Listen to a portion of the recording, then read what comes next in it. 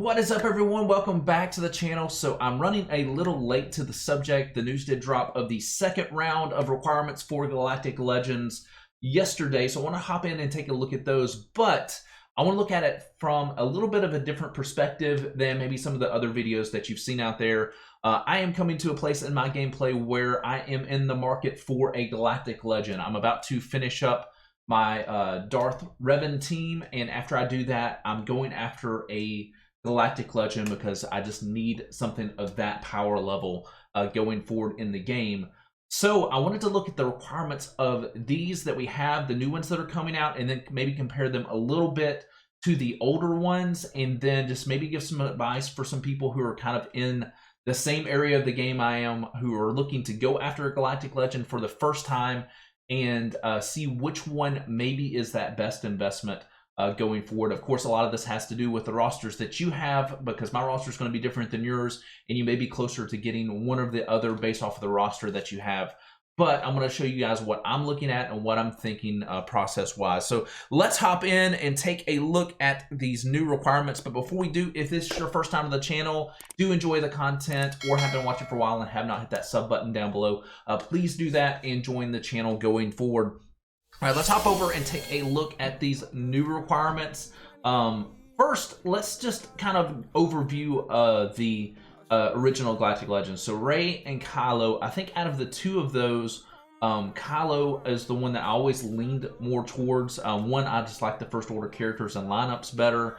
But in the overall scheme of things, it does look like in every game mode, Kylo is very good, where Rey is not quite as good in raids and that sort of stuff. So I really kind of lean more towards Kylo for what they're capable of doing in a lot of different game modes. And we'll take a look at their requirements as well. But let's hop over and take a look at Jedi Master Luke Skywalker and see what his prerequisites are that they added in. So we've already seen the first set here.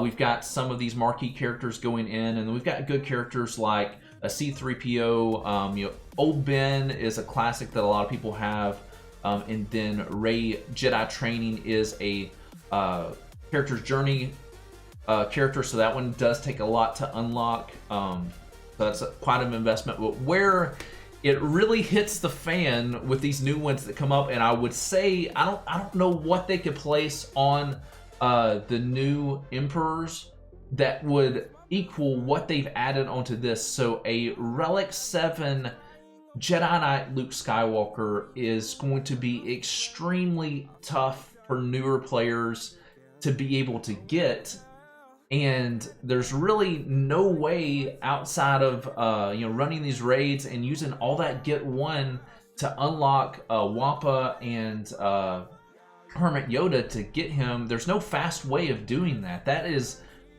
probably years of playing to get that. Like, most of the people that I know who have this character have been playing this game for a long time. It's not something that you're going to be able to get anytime soon, and there's no way to well on getting that. You can't buy that Get One currency. So this character is completely out of the picture for me now because they've added that in, and the requirements for Jedi Knight Luke Skywalker are so steep. They're close to as steep as you can get for a character who is not a Galactic Legend. So I'm interested to see how good Jedi Master Luke Skywalker is overall, but his requirements are quite crazy compared to the Emperor so far, just by adding that one character in. Now, R2-D2, Han Solo, Chewbacca, these are all Legendary Journey Guide characters, so there's an investment in all of those. Got raid characters here, Chewbacca and R2-D2, that's quite investments to get them too.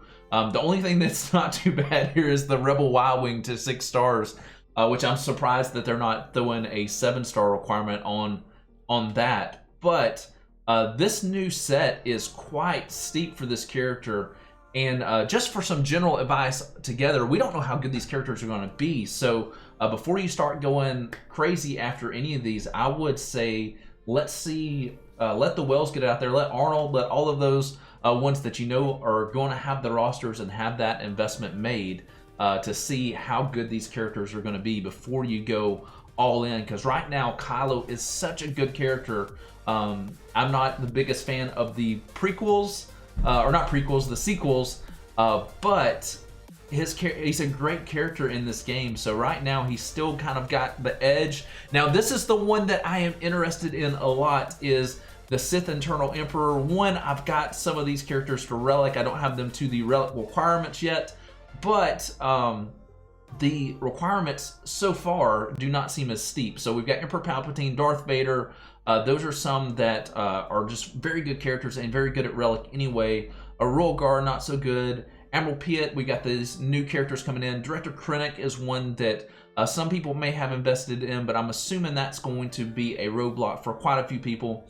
And then the new requirements that came in is Darth Sidious, Darth Maul, Count Dooku, Sith Marauder, and then Imperial TIE Bomber to 6 stars. So all of these are at least decent characters. Now, Darth Sidious needs some tags to be better. Darth Maul is one of those that could probably use a rework, but I haven't seen a lot of people use him at Relic. He may be better at Relic, maybe one of those kind of hidden gem investments, who knows. Count Dooku is a very good Separatist character. It's not going to hurt having him at Relic at all. And Sith Marauder fits very well into the Sith Empire teams, and a Relic 7 Sith Marauder is going to be hitting hard. So these are quite a bit easier. You're talking about, these are shop store characters, Darth Maul and Darth Sidious. Count Dooku is a very early on character who has, I think, 2 different hard node farms that you can get him quite easily. And then Sith Marauder is a Cantina character, if I believe correctly. So you think of how easy these are compared to the lineup that was on the other side that has all Journey Guide characters, and then the hardest Journey Guide character to get right now with Jedi Knight Luke Skywalker. So right now, if you are a newer player, have only been playing for a year, maybe 2 years, Sith Eternal Emperor, and I would say probably Kylo Ren are the 2 that you should be looking at. We know how good Kylo Ren is.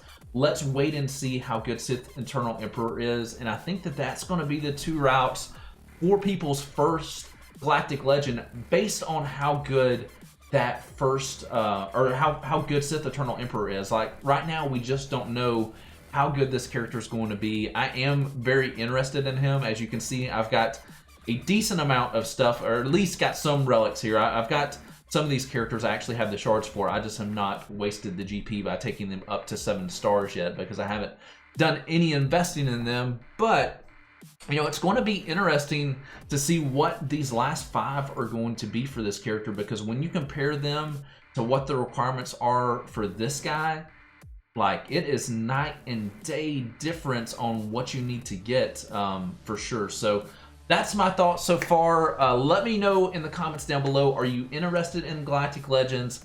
Are you going after one of the new ones, or are you just kind of hoarding up to wait and see? I'm going on the hoarding side right now. Right now, my plan before they introduced these was to go after Kylo Ren next, and that seems to be still holding for me right now, because of the requirements for these characters are much less than what the new ones are. So you still have the marquee characters that you've got to go through, but a lot of these I already have a lot of shards for. I just haven't started them up yet because I didn't want to invest into my GP. But let me know what you guys think, and I will see you guys in the next video, and hopefully soon we will know how good these new Galactic Legends are going to be.